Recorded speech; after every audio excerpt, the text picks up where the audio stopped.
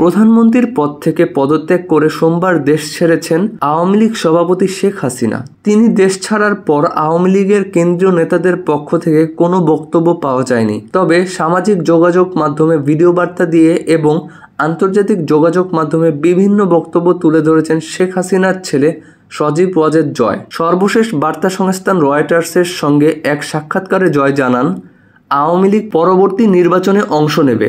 আগামী 3 মাসের মধ্যে নির্বাচন দেওয়ার দাবি জানান সদ্য সাবেক প্রধানমন্ত্রীর এই তথ্য প্রযুক্তি উপদেষ্টা। সজীব ওয়াজেদ বলেন, আমি নিশ্চিত আওয়ামী লীগ ক্ষমতায় আসবে। যদি তা না হয় আমরা বিরোধী দল হব।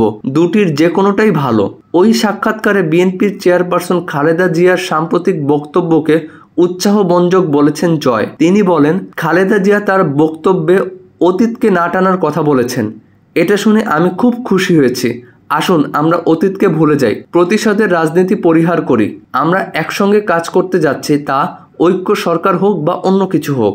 সজীব ওয়াজেদ দাবি করেন, বাংলাদেশে গণতান্ত্রিক নির্বাচনের আয়োজন ও গণতন্ত্র পুনরুদ্ধার করতে তিনি বিএনপির সঙ্গে কাজ করতে ইচ্ছুক ছিলেন। সামনে এগিয়ে যেতে তিনি বিএনপির সঙ্গে কাজ করতে চান বলেও জানান।